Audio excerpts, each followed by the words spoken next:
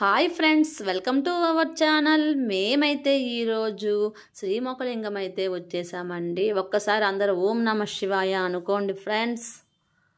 మేమైతే శ్రీమొకలింగం అయితే వచ్చేసామండి.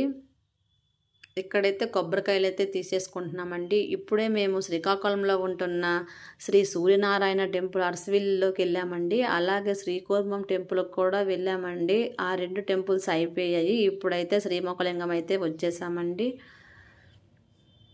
లోపలికైతే ఎంటర్ అవుతున్నామండి. కానీ ఇది మేము సైడ్ నుంచి వెళ్తున్నాము. ఎందుకంటే ఎంట్రన్స్ నుంచి చాలా క్రౌడ్ ఎక్కువగా ఉందని మాకు తెలిసిన వాళ్ళు ఒకరు ఉంటే ఈ టెంపుల్ లోపలికైతే సైడ్ నుంచి తీసుకొని వెళ్తున్నారండి. చూడండి ఫ్రెండ్స్, టెంపుల్ మొత్తం రాతితో చెక్కబడిన టెంపుల్ అనమాట. నేనైతే చాలాసార్లు వచ్చానండి ఈ టెంపుల్కి.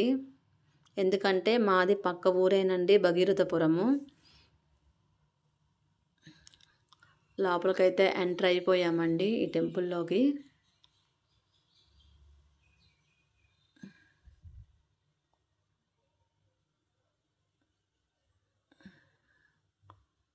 టెంపుల్లోకి వెళ్తున్నాము. ఎక్కడైతే లోపలికి ఫోన్ తీసుకొని వెళ్ళొచ్చు కానీ ఫొటోస్ అయితే తీయడానికి లేదు కదండి. అందుకని మేమైతే లోపలైతే శివలింగానికి అయితే ఫొటోస్ అయితే తీయలేదండి. ఈ శ్రీమొకలింగం అనే పేరు ఎందుకు వచ్చింది అంటే, లింగానికైతే శివలింగానికైతే ముఖం అనేది ఉంటుందండి. అందువల్ల శ్రీమొకలింగేశ్వరుడు అని కూడా అంటారండి. ఇది దక్షిణ కాశీ అని కూడా అంటారండి. ఈ పుణ్యక్షేత్రము చాలా విశేషమైన పుణ్యక్షేత్రం అండి. మన ఆంధ్రప్రదేశ్లో ఇది ఒక పుణ్యక్షేత్రం అన్నమాట. మీరు ఎవరైనా ఈ టెంపుల్ని విజిట్ చేయకపోయి ఉంటే తప్పకుండా విజిట్ చేయండి ఫ్రెండ్స్. అలాగే ఈ టెంపుల్లో ఇంకొక ప్రత్యేకత ఉందండి. అది ఏంటి అంటే, మరొక 3 టెంపుల్స్ ఉన్నాయి. అది మధుకేశ్వర, సోమేశ్వర, భీమేశ్వర అనే రూపాలతో మనకి శివుడైతే మనకు దర్శనం అయితే ఇస్తాడండి ఈ టెంపుల్లో. మొత్తం రాతితో చెక్కబడిన టెంపుల్ అనమాట. ఈ టెంపుల్ మన వంశధార ప్రాజెక్ట్ బ్యాక్ సైడ్ అయితే ఉంటుందండి. అలాగే ఈ టెంపుల్ కళింగ రాజులు కట్టించిన టెంపుల్ అనమాట.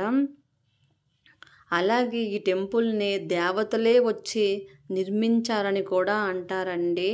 ఇక్కడైతే 1,000 లింగాలు అయితే ఉంటాయండి. ఒకే ఒక లింగం తక్కువ, 1,000 లింగాలు ఉంటాయి. ఏ పొలాల్లో చూసినా మనకి లింగాలు అయితే కనిపిస్తాయండి. చూసారా ఫ్రెండ్స్, ఎంత పెద్ద టెంపుల్. చాలా పొడుగుంటుంది టెంపుల్.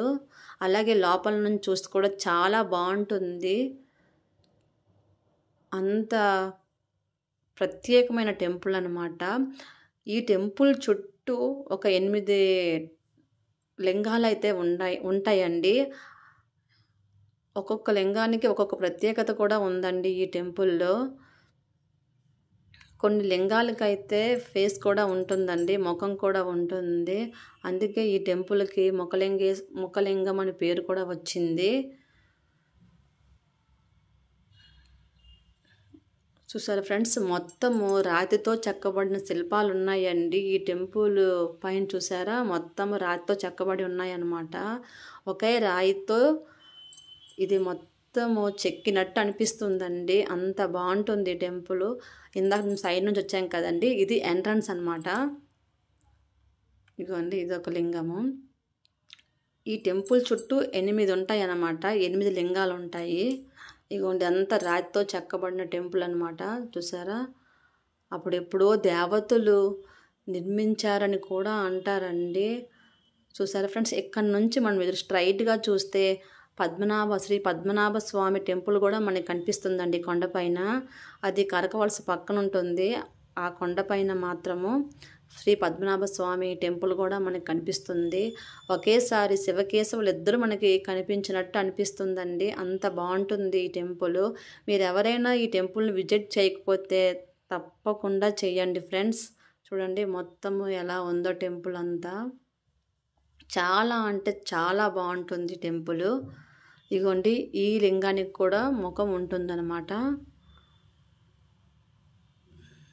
ఒక్కొక్క లింగం దగ్గర ఒక్కొక్క అర్చకుడు ఉంటారండి మనకి అర్చించడానికి. ఇక్కడ ఇంకొక ప్రత్యేకత ఉందండి. అది ఏంటంటే దేవుడికి స్నానాలు చేయిపిస్తారండి. అది మహాశివరాత్రి రోజు ప్రతి సంవత్సరం మహాశివరాత్రి రోజు మాత్రము దేవుడిని ఊరేగించి తీసుకువెళ్ళి మన వంశధార నదిలో స్నానం చేయిపిస్తారండి. అప్పుడు చాలా వేల కోట్ల మంది వస్తారండి ఆ స్నానాలకి. చాలా గొప్ప నమ్మకం అండి. మీరు ఎవరైనా మా ఛానల్ని ఫస్ట్ టైం చూసినట్లయితే ప్లీజ్ లైక్ చేయండి, సబ్స్క్రైబ్ చేసుకోండి ఫ్రెండ్స్. అలాగే బాయ్ బాయ్ ఫ్రెండ్స్.